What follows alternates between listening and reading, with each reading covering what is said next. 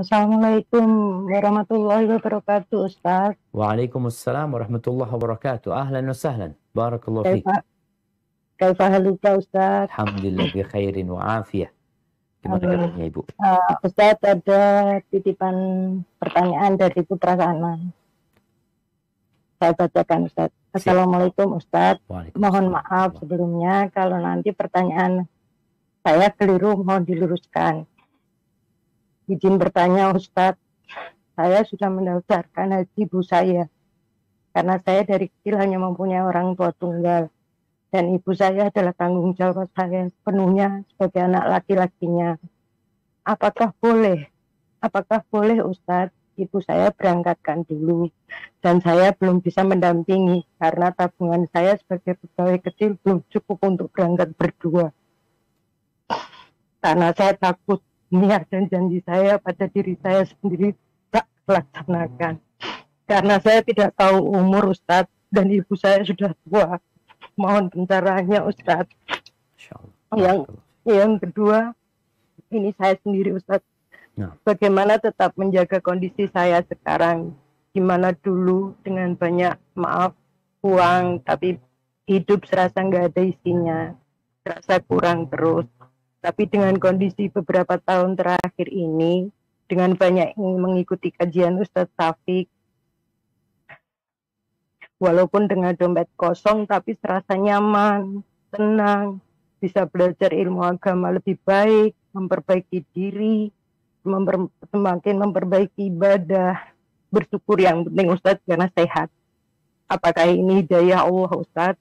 Bagaimana anak tetap menjaganya? Jazakallah khairan Ustadz. Wa iyyaki barakallahu fiik. Ya ahibati fillah.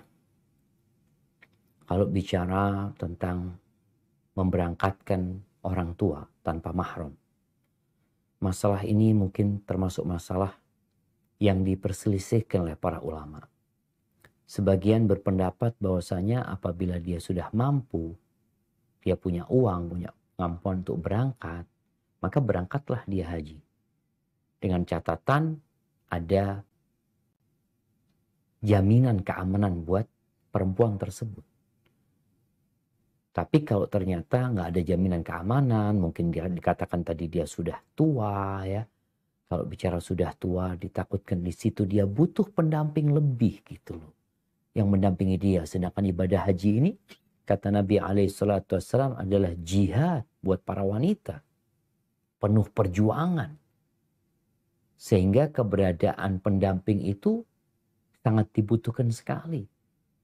Kalau memang bisa ditunda, anaknya ikut mendampingi orang tuanya. Kalau memang tidak memungkinkan, ya kembali kepada tadi adanya pendampingan dari pihak travel umpamanya, pihak biro yang mendampingi di sana.